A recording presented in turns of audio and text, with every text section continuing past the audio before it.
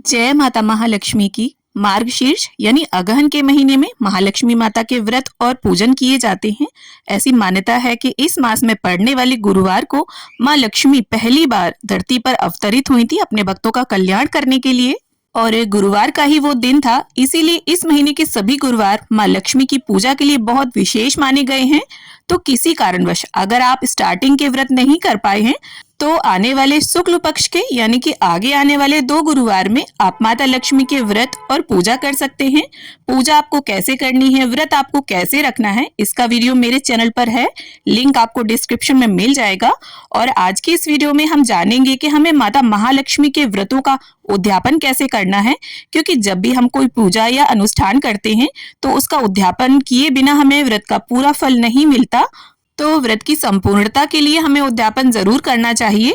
और आज की इस वीडियो में मैं आपको उद्यापन की विधि और चौकी हमें कब हटानी है, कैसे हटानी है, और जो भी हमने सामग्री ली है, कलश का नारियल, कलश के जल का, श्रृंगार सामग्री, इन सभी वस्तुओं का हमें क्या करना है और किस प्रकार से हम अपने इन व्रतों को संपूर्ण करें।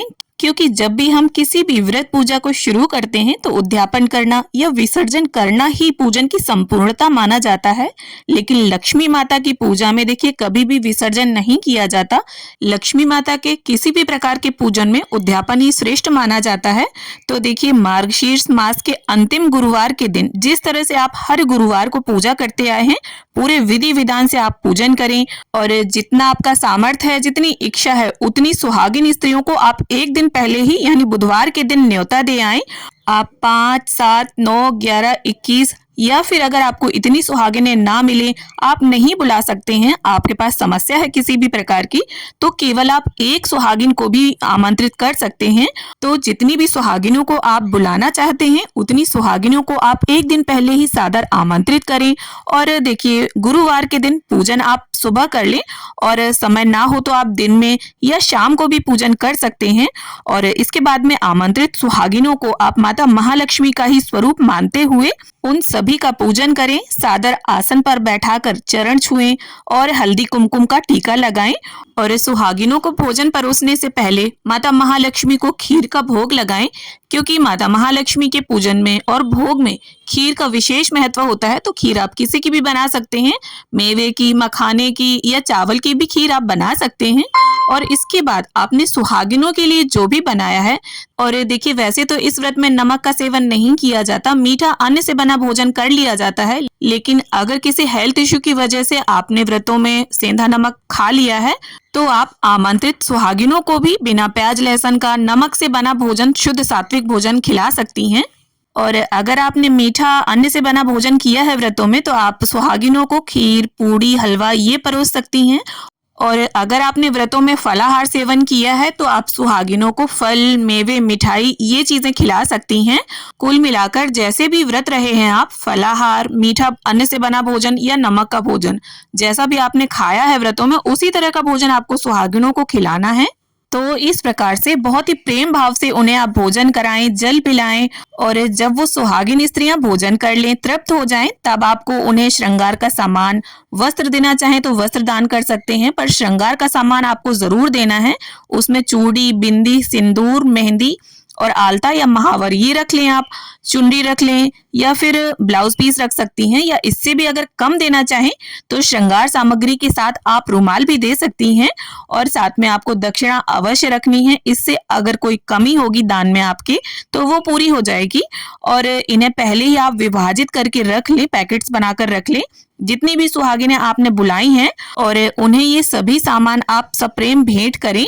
और आप चाहें तो इस सभी सामान के साथ उन्हें फल दे सकती हैं, चावल देना चाहें तो चावल भी दे सकती हैं। क्योंकि जब देखिए माता महालक्ष्मी का उद्यापन किया जाता है तो दक्षिण भारत में माँ की अंतिम गुरुवार के दिन गोद भराई की जाती है, गोद भरी जाती है, जिसमें एक चुनरी या लाल रंग के कपड़े में नारियल, पंचमेवा, 5 मुट्ठी चावल, कुछ दक्षिणा रखे जाते हैं। और ये जो गोद भराई की सामग्री होती है इसे हमें या तो स्वयं यूज करना होता है या अपने मान को देना चाहिए, या फिर अगर आपके घर में बहू बेटियां हैं तो आप उन्हें भी यूज करने के लिए दे सकती हैं।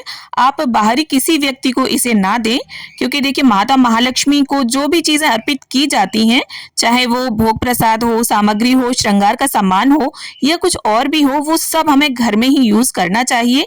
बाहरी व्यक्ति को उसे नहीं दिया जाता, बाहर दान बिल्कुल भी नहीं किया जाता। और दान के निमित्त आपने जो निकाला हो उसे हमें अलग से दान देना चाहिए। और उद्यापन जो है अपनी सामर्थ्य के अनुसार किया जाता है। जितनी भी आपकी सामर्थ्य है, जितनी इच्छा है, इस उद्यापन को देखिए आप ब्राह्मण को बुलाकर भी बड़े रूप में कर सकते हैं अगर समय और व्यवस्था है आपके पास। और अगर देखिए समय ना हो, व्यवस्था ना बन पाए, तो आप इसे छोटे रूप में भी स्वयं से भी कर सकते हैं बहुत ही आसानी से। और देखिए जो भी खीर का भोग हमने माँ को अर्पित किया है उसे हमें स्वयं खाना चाहिए। और जो भी भोग प्रसाद आपने सुहागिनों के नाम से बनाया है उस भोजन को ही आप सुहागिन स्त्रियों को खिलाएं।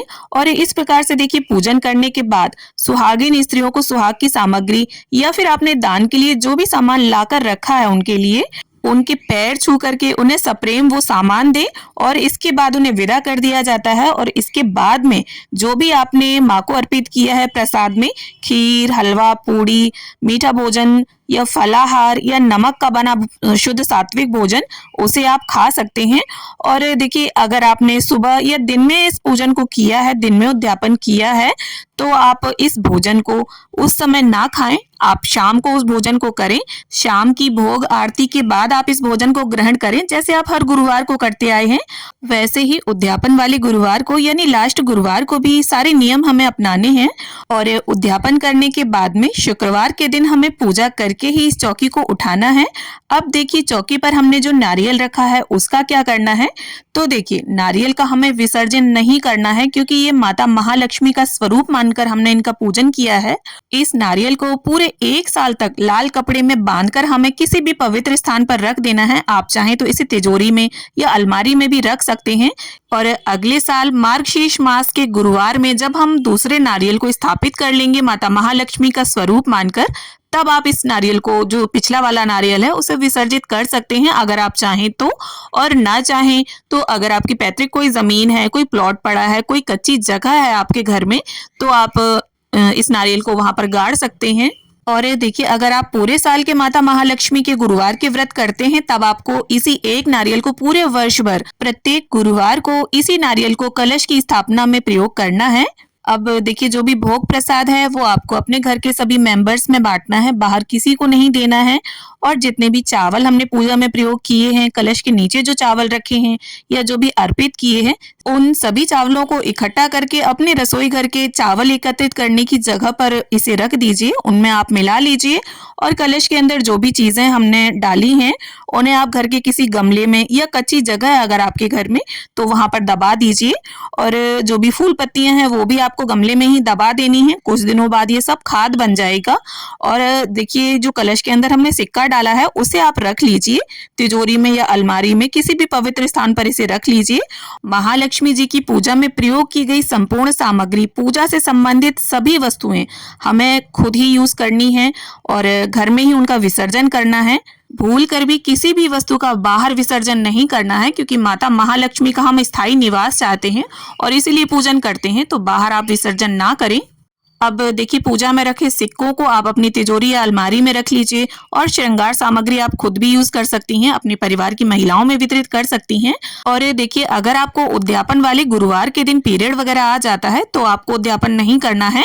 आपको आने वाले गुरुवार में, चाहे मार्गशीर्ष मास जो है वो समाप्त हो जाएगा, उसके बाद आने वाले गुरुवार में आपको उद्यापन करना है। तो उम्मीद करती हूँ मार्गशीर्ष मास गुरुवार महालक्ष्मी व्रत पूजा की उद्यापन की ये जानकारी आप सभी को जरूर पसंद आएगी। वीडियो अगर अच्छी लगी हो, जानकारी अगर पसंद आई हो, तो प्लीज वीडियो को लाइक करें, शेयर करें और मेरे साथ जुड़े रहने के लिए चैनल को सब्सक्राइब कर लें। तो मिलती हूँ आप सभी से एक नए वीडियो में।